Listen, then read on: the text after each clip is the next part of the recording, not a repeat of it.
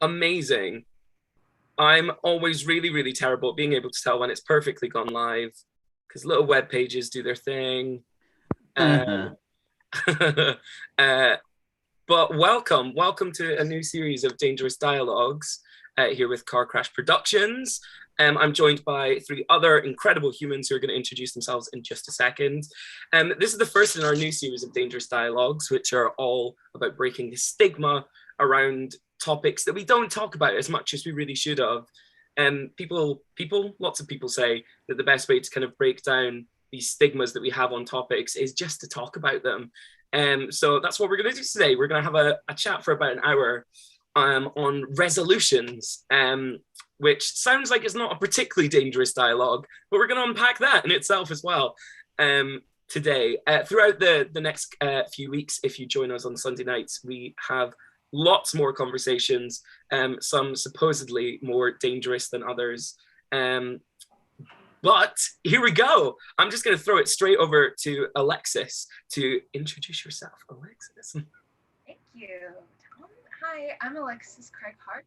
I am an actress. I'm a writer, um, soon to be coder, a lot of different things. An artist and a human.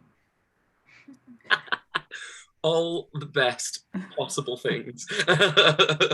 No offense to non-humans. I mean, they're great too.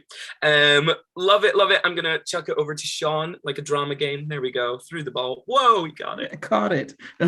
Hey, yes, my name is Sean Dale, also an actor, also a human, surprisingly. Wow. And yeah, currently not directing, but hopefully we'll be directing something soon too. Yeah, chilling. Fantastic. I'm gonna chuck to Jack. Are you ready to receive the ball? Right. Oh, Oh, wow. Came from the side. Hello, my name is Jack McCann. I am a recovering former actor, I guess you'd say, and now I work in a primary school. School, folks across the pond might ask. So yeah, we're little kids now. So yeah. amazing, fantastic. I feel like because we're so worldly and all over the place at the moment, we should probably say where we are. Jack, the ball's got to get chucked back to Alexis here. Yes, I probably should have been more thorough in my introduction. I am Alexis. I'm from New York originally, but also from New Jersey. Currently in New York in Manhattan, Eastern Time. Ooh, lovely. I don't know who you're passing it to. Was it to me? Yeah. Oh, sweet. Okay, I caught it one-handed. Yes, I'm originally from the west side of the states, which is Denver, Colorado. But that's right, west side of the states, the best side, as they used to say. But you know, I could claim east side now because I'm living here in the beautiful, ever so lovely Atlanta, Georgia. So I'm on Eastern time zone with Alexis. Amazing. And yuck. Hello, I am in London, England, and it's very dark and very expensive. Amazing. Man, but I miss M&S, I will say. I miss me some. I was just thinking about that literally today. Oh, well. Is there a specific thing? It's Percy Pigs, isn't it? It's Percy Pigs you miss. I love those Percy Pigs, man. You put me onto those Percy Pigs, and I thank you for that. It's the deals, that the after hour deals that they would have, where you can go and get like crazy things like samosas and all this crazy stuff for like, two like, I don't know, 99 pence or something, you know what I mean? Yeah. A quid or two. I feel like all the chat and food stuff segues us really nicely onto the thought of resolutions, New Year thereof. Because it's a lot of people's New Year resolution often seems to revolve either around food or like their relationship to food. And I guess that's not the be all and end all of people's New Year resolutions. Mine this year was nothing to do with food, which I'm very excited to eat in roughly 50 minutes. But I guess I'd be interested to know what everybody's New Year's resolutions are, if people are happy to share what they are, if they even have one this year. I'll kick us off. So my New Year resolution was trying to be realistic about it. I wanted to be more to the point and more succinct, both in terms of communication with people, and just generally about my productivity in life. There you go. There was a succinct answer. Moving on. It was quite succinct. Does that mean, am I going next? Yes, sure.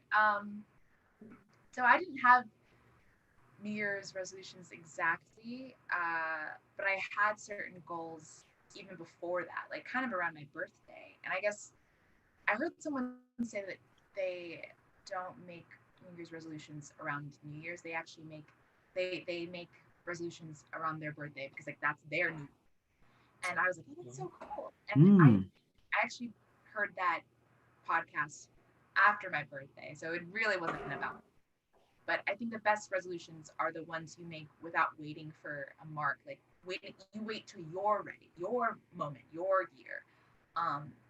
That being said, I still ended up making a secret resolution to myself, like not saying it to anyone, not even writing it down. I was just like, I hope that I make this resolution. And 3 days in, I failed. But the other thing I had made, the other goals I had made here, getting a new job in tech, like rewriting my play, those actually came to fruition real quick, and that's probably because I took it one step at a time. Yeah. I'm not going to say what it was that I ruined in 3 days. We'll just say that I ruined it. Okay. It's the thought and the attempt. That's what it is. You know what I mean? Like, what's resolution? Not to, huh? Yeah, right. Yeah. I mean, like, if I may say that, to speak to that, like, it's not so much about like following through with the resolution to a T. It's the fact that you took a step towards the resolution. You know what I mean? And it's the steps that you took to get there. Even if you did like kind of fall back in 3 days, you're still, gonna, what that resolution is, and you're gonna still pick it back up and just carry on with it. At least that's what I've learned from resolutions. It's like, you take 3 steps forward, 1 step back, 3 steps forward, but you take more steps forward than you take back, is what I'm saying. Right. That was not succinct. No, that was What, you want my resolution? Like, give me that resolution, Tom. Go on, Sean. What are your resolutions for the year? My resolutions, I was kind of in the boat of not making a lot of resolutions for the new year, but I guess an ongoing resolution is my relationship to food. So like what some people don't know, and that I'll share on publicly, whoever's listening live, is that like I actually had to start taking some medicine for my like pre-diabetes, right? Which is something that I had never wanted to do.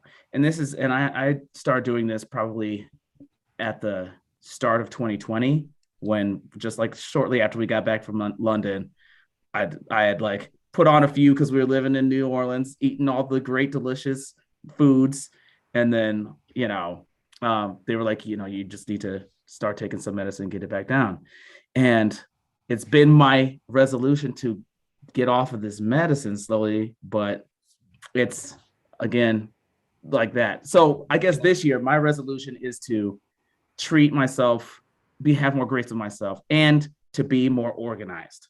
Those are the 2 things that I want for myself this year, is to be more organized and to just treat myself with a little bit more compassion and grace. I love it.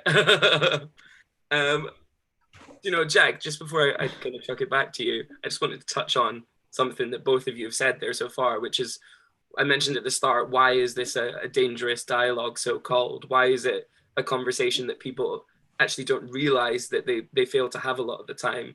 And I think both of you have kind of hit the nail on the head. There's secretivity about when we make New Year's resolutions, about it feels I guess I'm only speaking from my own perspective to an extent here, but it feels like there's something about me that's not right. I want to change it, and I feel slightly ashamed about it, so I'm not going to share it with you. And I'm not critiquing anyone. I am purely speaking from my own kind of standpoint.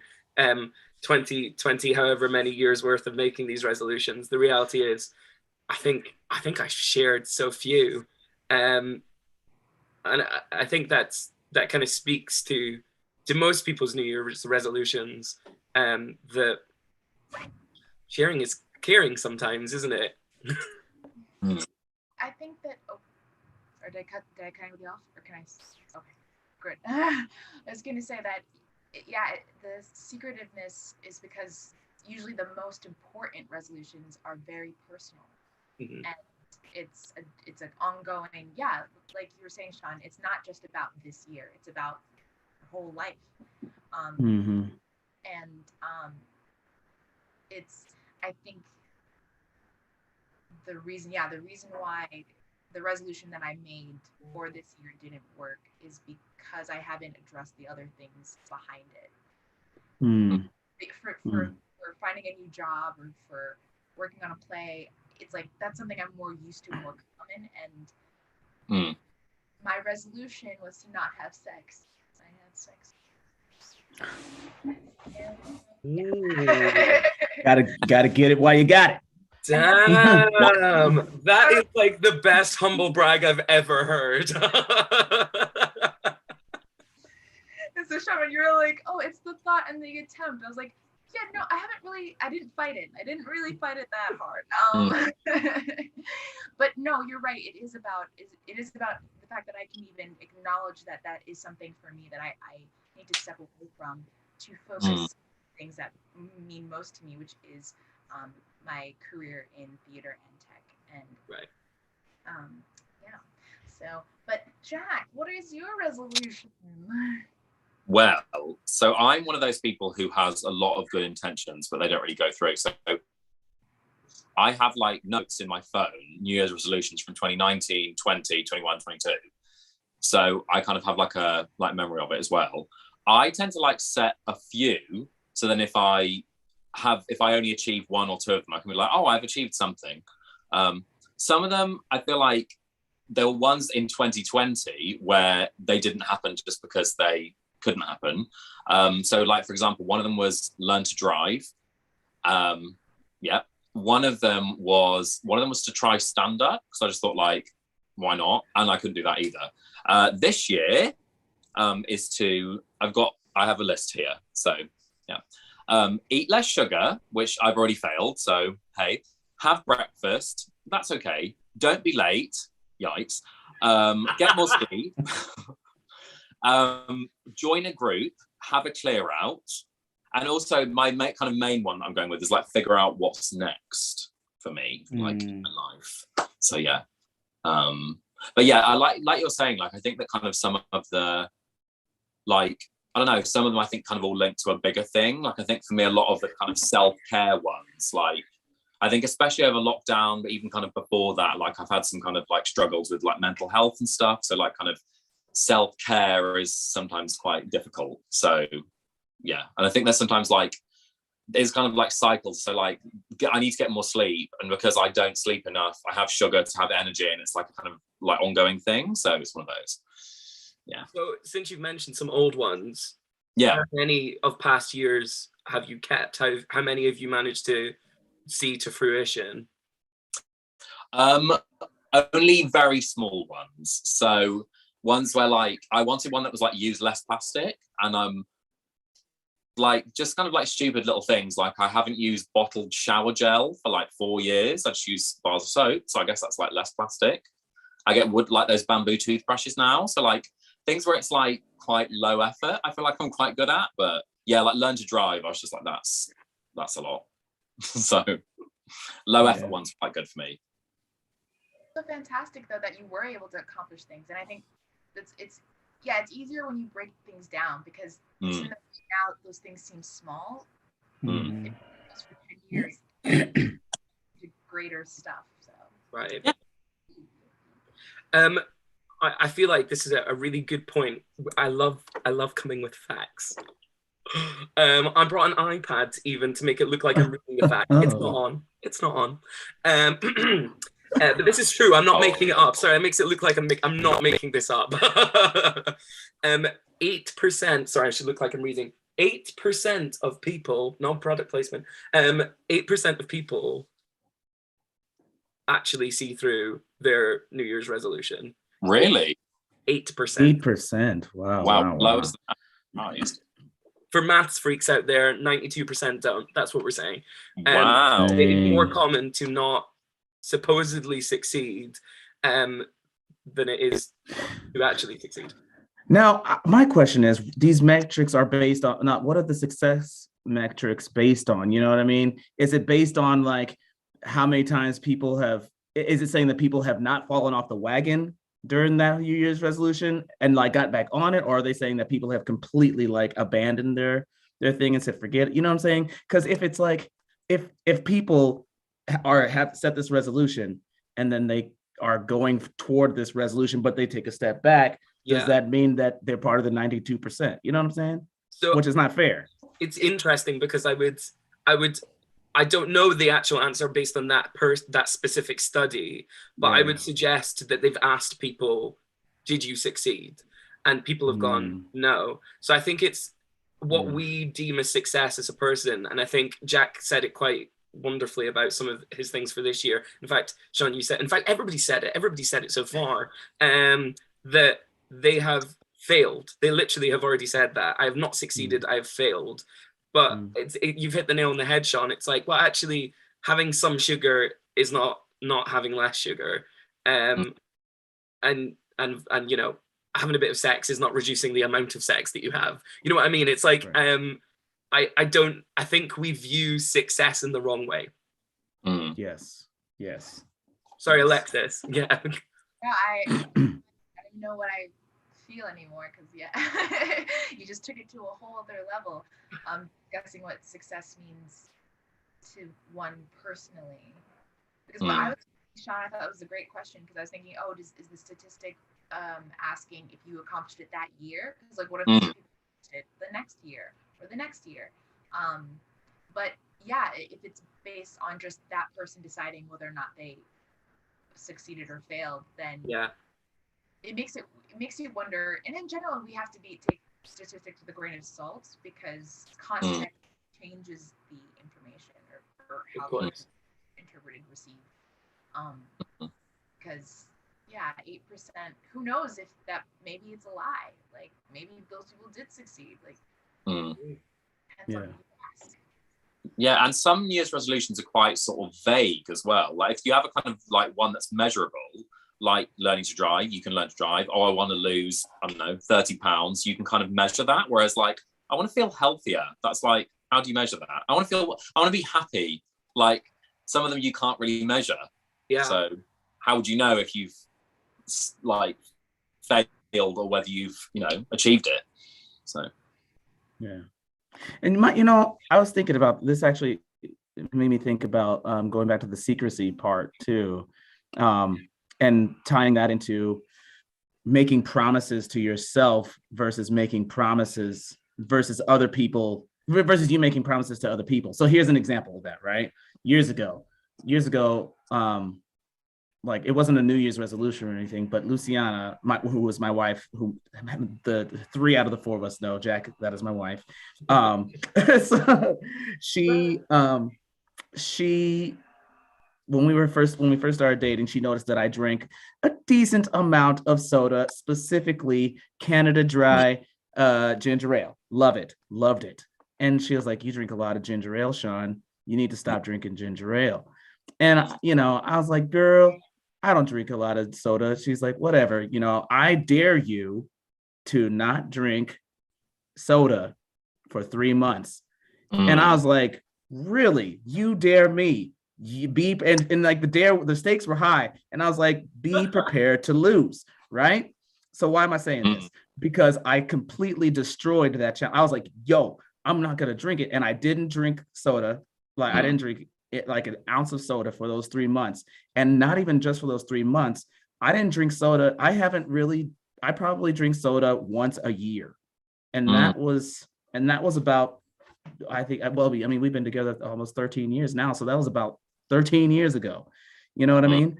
And so it's like, but whenever I make a promise to myself, it's very difficult for me to hold myself accountable when it's just me, myself, and I. So last thing I'll say about that is I've heard it said that when you tell your resolutions when you speak them out loud and say them to people, it's easier for you to follow through and get them accomplished. I haven't tested that because I'm too afraid to test that out, and tell people what my actual, challenges and resolutions are that I'm going towards. Because if I fail, oh God, I have just roped everybody in to see that I'm a failure. You know what I mean? So it's opposite. Like in the past, when I've had resolutions, I've told people, "Oh, I'm gonna do this. I'm gonna do that," and then I'm not done at all. I mean, like I was gonna put on a show in 2020, and of course that has no. It's not my fault, but if I'm being honest with myself, I wasn't fully prepared to do it anyways. So I don't even know if I really would have been the success that I deemed successful. Right. And yeah, for some reason, when I tell people, I feel like I actually don't accomplish, but that's because I'm impulsive and I like telling people, hey guys, that's what I'm doing. So I just blurt out what I want to do or what I'm going to do anyway. And so that's why now I don't tell people stuff, because I'm like, you know what, maybe it's not so much as fear as like, oh, I feel like, I don't know, it's almost like I'm trying to prove to them, like, oh yeah, I'm going to do this, but then I don't. What does that mean? But actually, for the first time this time, I told nobody what I was doing, and I still did not accomplish the goal. So I don't. I think a big thing about all of this though is them being achievable at the end of the day. And that was no shade on anyone. I'm not trying to say that you don't pick things unachievable. Wow. But I mean, that's the reality of it, isn't it? Is that if you pick something that in your heart of heart, I can't do that. I'm not going to go for this period without this thing. Then actually your goal shouldn't be that. It should be, I'm going to go for this period with less of this thing. Or I'm going to slowly phase it out over this period. Which is sort of kind of what you were talking about with the ale situation there, Sean, ginger thereof. And I guess similarly, Alexis, you're kind of saying you had lots of goals that you told people. So actually distilling them down is probably the more achievable thing, rather than that save the world kind of mentality, as I call it. Actually, because I did accomplish the other goals that I set for this year, and I already accomplished them in a short amount of time, and I didn't tell anybody those. But I think it's about specificity as well. Yeah. The specificity of my goals helps them be accomplished. But like something like, oh, I'm just not gonna have sex. Like, whoa. Yeah. Yeah. Hold on there.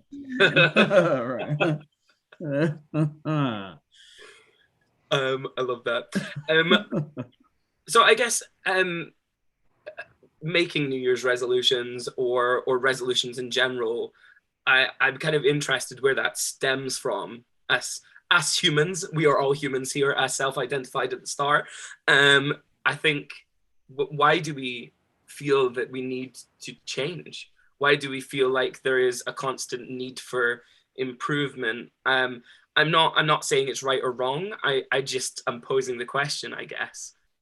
I think New Year's resolutions specifically are not about, because we should be, the hope is that people can change. If anything, I think a lot of people say, oh, you can't change. Like people think like, oh, always is something, or like,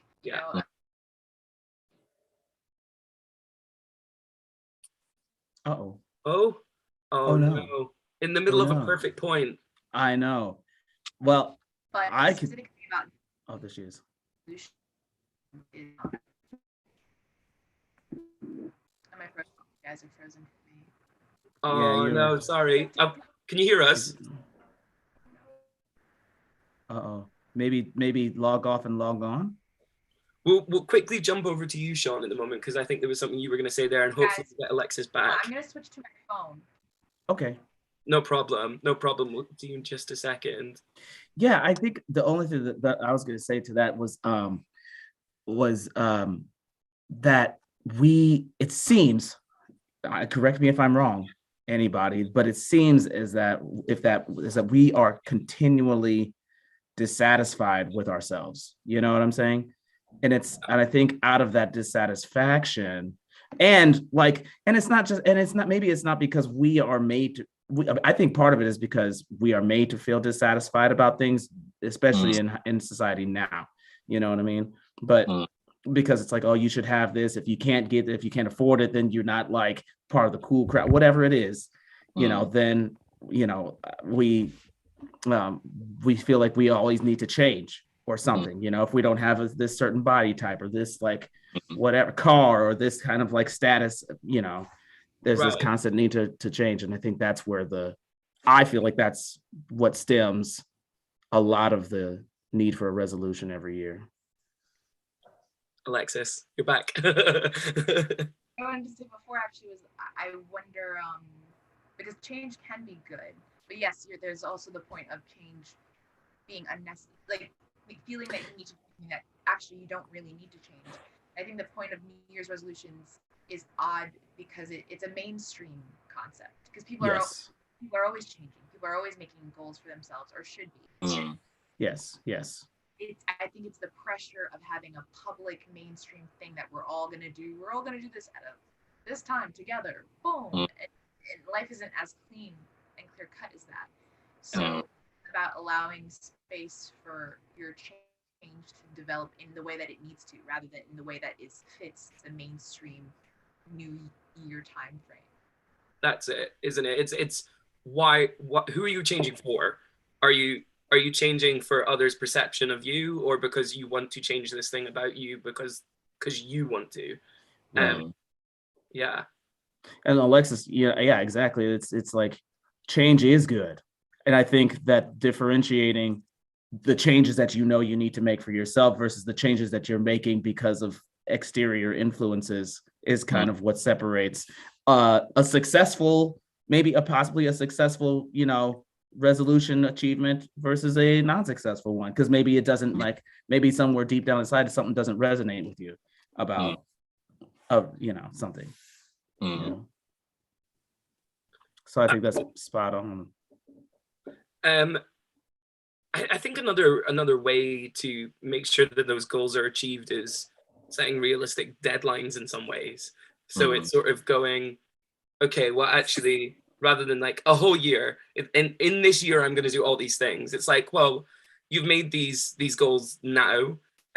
You probably want to see a change immediately, but that's not going to happen. So right. Have a like a month where you check in at the end of that first month, or a week, or a day. Because I've heard on the grapevine, like Sean heard on the grapevine. I did hear that. That similarly to talking people, apparently writing down stuff, like keeping a diary of your progress, depending which country you're in, of your here they come, here they are, yes. like a gratitude journal, or like right. That was another one. See, that's triggering because I wanted to get into bullet journaling, and again, that's a lot of effort. So again, low effort ones for me. Bullet journaling, no one's got time for that. Nobody's got time for this. Ain't nobody got time for this. But at the same time, it has been somewhat helpful in little ways. But then if I miss a week, I'm like, damn it, I am failing this resolution of bullet journaling. Yeah. This is the first time I've ever heard of bullet journaling. Oh, really? David put me onto it. Talk to David about it. He's a pro now. You right now, so you tell me. Go on, Jack. Since you brought bullet journaling up, yes, Jack. Tell us. So it's basically like books that have like all dots on them, and you can create charts, like weekly ones or month ones. And then some people on like YouTube tutorials do like, how many glasses of water did you have today? How many steps did I take today? Like, so much stuff. And they all look really beautiful, and they all do like artwork and like stickers and all that crap. But then to be fair, it's YouTubers who like have a lot of free time, and like they can be like, so today I just woke up and had a smoothie and then I did my bullet journal. It's like, because you don't have a job, that's why. You know, so I was like, right, be realistic. But yeah, like I got one that was like a pre-made one, and it just had like daily like affirmations and like weird stuff like that. And I was just like, I don't know. But again, like being realistic, I was just like, I don't know. It's being realistic. Would I actually keep up with a bullet journal? Yeah, and I wouldn't. So just being honest with yourself. Would you keep up with the bullet journal? No. So yeah, but you never know until you, and that's the thing. Like you don't know until you try to do it that you're like, this is not for me. So then you find something else that works. Yeah. Yeah. That's what you're saying about the checking in with yourself and saying, okay, where are we at in this progress? Like, do we need to reevaluate this goal? Do we need to tailor to be more specific to what I need, what I'm capable of? And I think it's about personalizing it more, because bullet journaling sounds like, oh, it's a great idea for everyone to do, but not really for it's not really for everyone. Yeah. I think you brought up such an interesting point there, which is it's not wrong to change your goal. It's never wrong to say, actually, I've reassessed and this is a more realistic goal. Or to put like stepping stones towards that bigger goal, right? I've never particularly thought about that idea of a change of goal halfway through. I really like that. And that's kind of like what Alexis is saying about specificity. Yeah. It's like, you know, really, really fine tuning what specifically you want.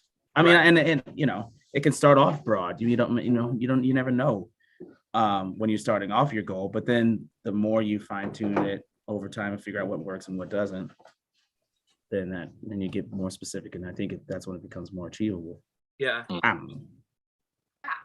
Y'all are giving me a lot to think about. Like, I know, dang, resolutions. Hi, Tom. I think this is it. We make it sound big and scary, but the reality of it all is that if you want to do something, you're going to do it. And if you don't want to do it, don't do it. Just don't do it. But don't kid yourself in the first place that you're going to do it. And I sound like a pessimist a bit. I sound like I'm being just shut it down. But the reality is that you're going to feel better if you achieve something. If that's like, here are the 10 things I want to achieve in here. Make it 4 things and make those 4 things like more specific. Like Alexis has said, you're there on my screen, but I bet you're actually like on different places. We've done this already. There we are. I love how we've managed to hit all the Zoom stereotypes in half an hour. We did the pointing thing. We've done the someone's dodgy connection thing. We've done the, whose turn is it to speak thing? And we even tried to throw a fucking ball through the screen. I mean, come on. I'm going to put on the cat filter by accident and pretend I can't get it off. Be like, oh, sorry, guys. So part of the reason that we called this specific Dangerous Dialogue resolutions rather than New Year's resolutions, which Alexis kind of touched on, is sometimes it is more realistic to set goals or resolutions in other times, in other points in the year.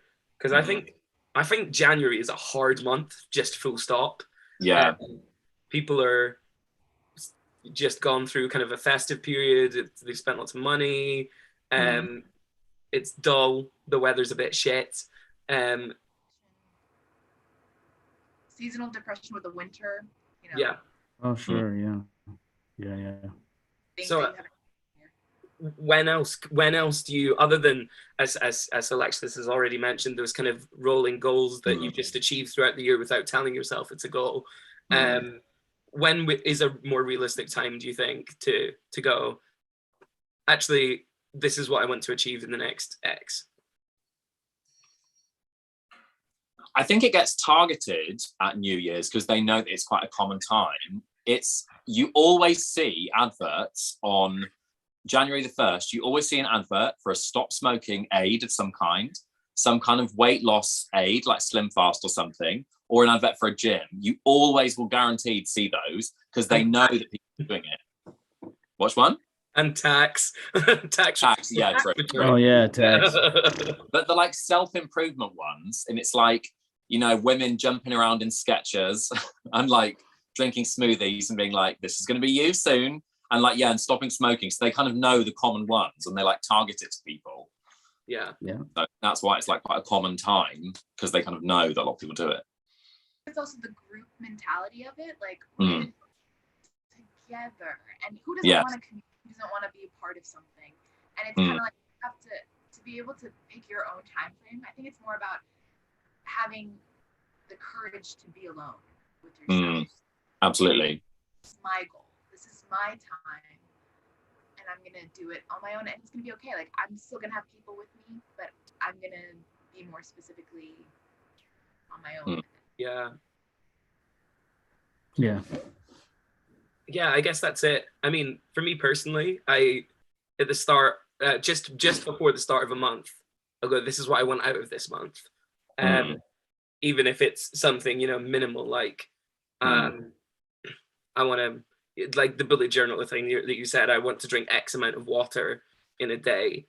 And that's just like a mental check more than like a physical goal of like, just going to make sure that like I am right now, like I'm look at us all sipping water. Cheers. Yeah, I guess that's what works for me. And I think what I'm kind of going forward is that it has to be something that works for you, because we're all different at the end of the day. And that's what makes us exciting. And I guess a lot of those goals are because of outside influences or and also as well, I think goals that are like guilt based as well are not good. It's like there's, I don't know if you guys have it in the US as well. We have Veganuary at the moment, where you have to be vegan for the month of January, and they're basically like, the planet's dying unless you're vegan, and it's just like the guilt based thing. Or people who want to lose weight, they're like shamed into losing weight and things like that. So ones that are guilt based are never gonna go well, I think. Exactly. What were you gonna say, Alexa? Sorry. I totally forgot what I was gonna say, because then I was like, oh yeah, shame doesn't work. Shame does not work. It's not sustainable. It's not. That's a good word. It's not sustainable. The changes that were made in my life were solidified by external circumstances. So I haven't actually made a change where I'm like, oh yeah, like because I want. It was definitely out of necessity. Like I needed a job. Like I guess the play thing was personal. But I think external forces definitely help in achieving goals, just because you're kind of put in a situation where you just have to. Like, right. It's not your health. You're like, oh snap! Like I just have. Like I want to live, so be healthy. For sure. I guess I'm going to try and be profound now. So brace yourselves for incoming bullshit. But this being called resolutions rather than specifically targeted to like goal resolutions, because I think you also think of like conflict resolution and other types of finding a resolution to a situation. And I think part of my thinking in not specifying is because I do think that actually they're the same, because the idea of two people having a disagreement and coming to some sort of resolution that will work, that has to be put into practice, that has to be, well, actually, this is something we need to believe in to make it happen.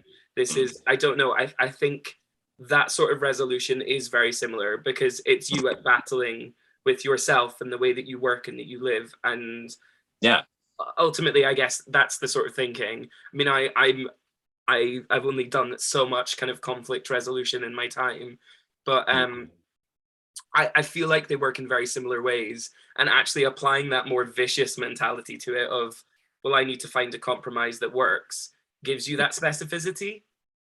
Yeah. And I guess in that like case, it's almost a two-party thing. Like if you need something to resolve with someone else, it's like, okay, what am I trying to say? Words. You're trying to resolve something with someone else, then it also takes a little part, for somebody else to be like, okay, either I received it or I don't. And then if they don't, and it's like, all right, cool. Well, then you have to resolve within yourself that I have resolved this, and let that burden go. I think I sort of like go with fighting, like kind of, I see it as like having it out, because then you can kind of air your grievances, and then you can kind of come to a resolution. Because I personally really don't like when people kind of keep things bottled inside, and then kind of it builds up and builds up and builds up, and then it seems that they're kind of sort of snapping on one thing when actually it maybe has kind of built up. So I'm all for like having it out and then kind of airing things, and then you can come to a resolution. That's how I deal with it. But I don't know. It's so hard though, isn't it though? It's hard. I mean, I agree 100% with you. It's just so difficult to voice exactly what you want to say in the moment half the time. That by the time you do get the words for it, either you still have the courage to confront it, or you just kind of let it go until it. And that's how that whole bottling thing. You know what I mean? That's a difficult line to toe, for sure. I kind of missed a bit of what you said earlier, Sean, just because I was frozen. Oh dear. Of what is being said, and I think yes, it is important to be honest, but sometimes you have to be honest with yourself first. So then it's hard to be honest with the person that you're having a conflict with when you don't even know what the issue is. Sure. There was actually a situation where I had an issue with a fellow student, and Sean actually offered to talk to that other student for me, and I was terrified, and I couldn't explain to you why I was so terrified to speak to this other person. Like literally, like my eyes would water up, and my throat, I felt like I was dying. I couldn't say, and it was only until like freaking yesterday that I realized it was hard for me to even speak. So it's like, how do you resolve things with others when you haven't even resolved it with yourself? Right? Yeah. Yes. That's the most perfect tagline that I could have possibly given this video. Yes. I love it. Snaps. Yes. It's very RuPaul as well, isn't it? How the hell are you going to love somebody else if you can't love yourself? Right. Yeah. Nice. So we've kind of talked a little bit about failure and what that entails, and that kind of setting your own parameters of what failure is. But I guess there's the opposite of that, which is success. Like what do you deem as success? Because I know in myself personally, like in the process that we go through putting on a show, goodness me, that was little show. What a transition. Really trying. But yeah, we kind of go through this process in a show, right? There's that pre-production bit, and then there's making the show, and it's this sort of iceberg that leads towards this tiny little bit at the top, which is what the audience see. And I think our everything that we go through in life is like that. It's goal orientated, right? And that tip is the goal at the end. It's the success bit, and the success ultimately sometimes just feels a bit shit because you've had all the stuff that was underneath it, and like, look at what I've done just to achieve this. I guess this is a very individualistic question, but what are people's views of what success is in terms of, I guess, your resolutions? Can I add a layer to that too? Like, I will say personally, to answer that question, can you answer? You know what? Ask that question one more time, and then because all of a sudden there was something I was going to say when you said that, but then I forgot the entirety of the question that you're going. Which is exactly what I speak to. That's all good. I'm just basically asking what the success criteria is for people's resolutions, essentially. Right, organization. You know what I mean? At least for me, it takes an extra amount of, and we've talked about this, I think when we were doing, high school English at the, for the fringe stuff, preparing for all that, talking about like ADD and stuff, Right. which is something else that I start taking medicine for real, because like that is, that also plays a huge role in following through with anything, because as you all know, folks who have ADD here, it's just setting a task, you will forget that task in 2 seconds if either you don't have some sort of contingency plan to like remember that task on a daily or minute by minute basis. So, I mean, I think to answer that, I think it's organization for me personally that helps to be successful. Our newly revitalized Alexis. That's right, Jamaica. I had to find the right spot in my room to get that connection. I missed again a bit of what was said, but I know the question, so I can at least answer. That's all that matters. In terms of criteria for success, I've had to actually go deeper and journal out why certain things bother me, and so that I can figure out what success even is for me. Because I realized a lot of my intentions were not matching my actions. So I had really good intentions, but not great behavior. And I think success for me is when my intentions and my actions are married, or happy union with each other. So that's, I think a lot of people are operating from their subconscious rather than their conscience. It's like that, and I think I had to like look at the things that I've been doing that don't really make sense, and see like, okay, what am I subconsciously acting on? What resentments am I acting out but not addressing? And this point of success for me is when you address directly what is the issue. What's going on? Right. Yeah. Oh, I love that. Yeah. There was so much juice in that I'm sitting here just drinking it all in. Like, I guess that's it. Like, success is, and as is failure, so individualistic. Like what we view it as, and what we should view it as. And I guess you're right. In order to know that, you have to kind of understand yourself and what makes you think that you have or haven't succeeded, right? And not letting other people's view of their success for you influence what your success is for yourself. Yeah.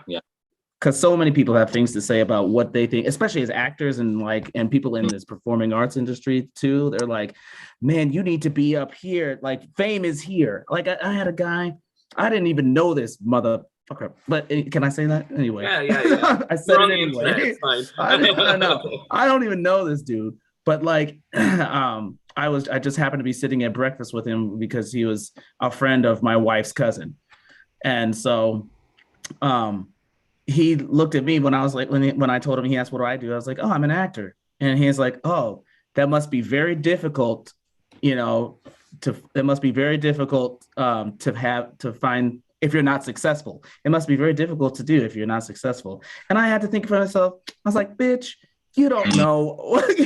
You know what I mean? Like, I didn't say it in the moment, but I did cock my head to the side. I was like, well, no, there are a plethora. There is a world of people out there who are successful, who I see as successful, right? And who are living their best life.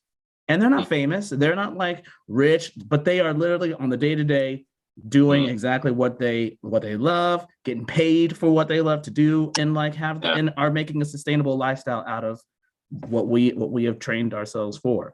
And that's what success, at the bare minimum, that's what success is. So like, anyway, soapbox off of it. It's just about it's also about not letting other people's ideals of success for you influence what your ideal is, and then you will stay, and staying on track with what you know for yourself. I think another thing, like you were saying about something being measurable, is an age thing as well. Because I'm actually turning 30 next year, and I think that sometimes people do the thing of like, by 30 you should have one, and so I think that's another thing, is like an age goal as well. Like, by this age I should do this age I should do this, and like that's another thing as well. Is like, age is just a number, so don't do things by age. Nope. Yeah, don't ever set a timeline. Trying to make it one fits all kind of thing, and it doesn't. It's not one fits all. And yeah. I feel like there's a difference, Sean, in what you're saying. It makes me think of like the difference between success and perceived success. Yes. Yeah. There's people that are modeling the idea of what success should look like, and then there are people who are actually living happy, healthy lives. Yeah. Right. It's like celebrities with like mental health problems. You know, like there are actors who are at the top of their game, and then, you know, and then they end their lives because they have perceived success, but clearly kind of behind the scenes they're miserable, or they're kind of going through something. So, you know, perceived success, like you say, is very different to actual success in a way. Very much so. I think on that front, there's also the separation of like want and need, which I feel like not enough people think about as separate things. Yeah. So that I want this, but actually I need this. So I think kind of even going back to the goals which we shared, like having like a medical reason to do something is a need. I need to do this. Yeah. And actually, for me personally, at least, a need is more pressing. So when it's something that's like a need, it's like, I have no choice but do this, and therefore I will achieve it. Versus a want is like, I'd quite like to do this thing. And I think a want can become a need, but only if mentally you change it. Like only if you go, I don't want that thing, I need that thing now. That's something I'm going to do. That's some bullshit affirmation that I've just come up with, but it's true though. Like for me, that's what works. It ain't bullshit if it's true. That's for sure. I'd love that on a t-shirt. The way you think about it, it goes back to thinking about for yourself, critically thinking what success means to you requires a change in the way you think.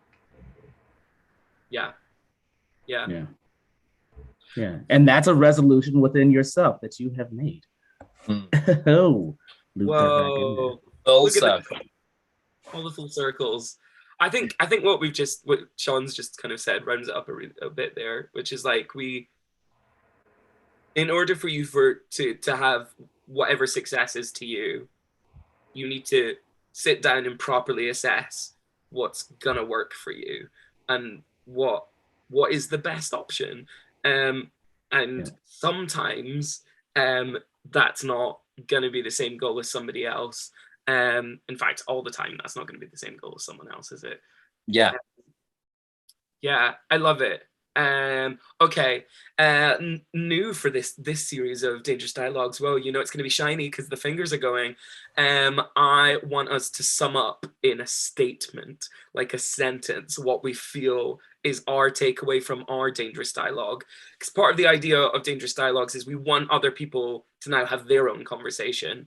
If you think everything that we've said is the bullshit, fine. You have your conversation and see what was the right scenario for you. If you liked our conversation, great. Also have your own conversation. Talk to people. Even if it's just commenting on our video, you can talk to us like that. But what are people's takeaways from now having had an hour's conversation on this topic?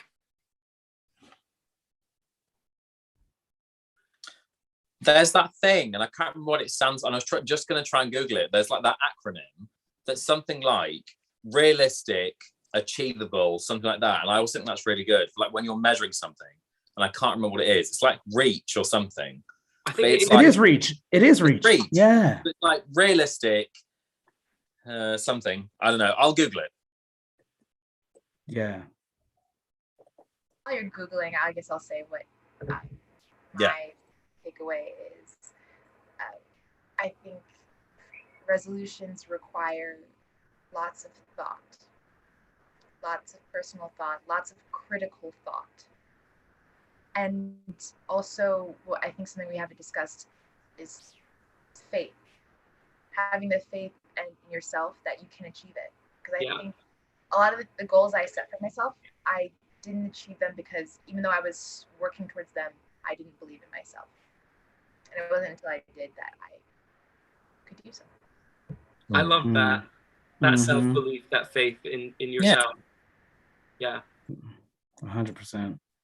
Yeah, I mean, and on that, in that same vein, my takeaway is faith in yourself and grace with yourself with these resolutions that you set, and know that it's a process that is ever changing, and if you are prepared to for the long term, changes, then you can achieve whatever goal you set out to, as long as you're in it to win it.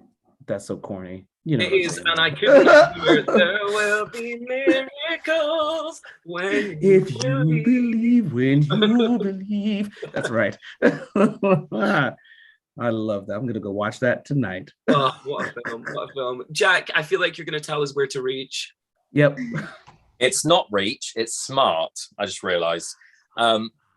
So SMART is specific, measurable, achievable, relevant, and time-bound. That's what it is. Yes. There you go. Yes. Are I gotta we write that actually down. smart after all this? Did we hit all of those points without even thinking about it? We did. But We my are main smart. would be like, if you feel like you failed something, you haven't, don't beat yourself up, and tomorrow is a brand new day and you can kind of start again. That's what happens in life. And now I hear, can you feel the brand new day? Yeah. Just full of musicals, aren't we? Yes, I'm gonna watch that too. Yes. Making little lists. I love it. Making them achievable lists. But there we go. Yeah, I mean, for me, I guess that's kind of I actually really like that last sentiment of self-belief and something that kind of Alexis said earlier about that knowing yourself more than anything. So I think that's my big takeaway from it, is know yourself to oh no, I wanted to rhyme. I was gonna say like know yourself to blow yourself, but that's just not the one. Know yourself to grow yourself. Hey! That's it. That's it. Cool. This know is yourself not to the grow X-rated yourself. version. Christ, oh man. Thank you so much for joining us, everybody that is on the screen with me, Sean, Alexis, and Jack. And thank you for anyone that's watching this either live, because I know there's some of you, or people that are watching this and catch up because it's here forever now. And we hope that you manage to achieve whatever goals you've set for yourself this year. And please have conversations with other people like this. Next week, next Sunday at the slightly later time of 8 p.m. UK time, we're talking about money. Must be funny in a rich man's world. Ooh, what a dated song.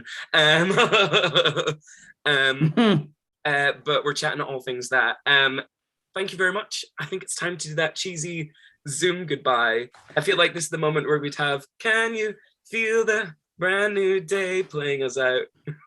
Goodbye. That's right. We're breaking out of our shells. How slow. Yes.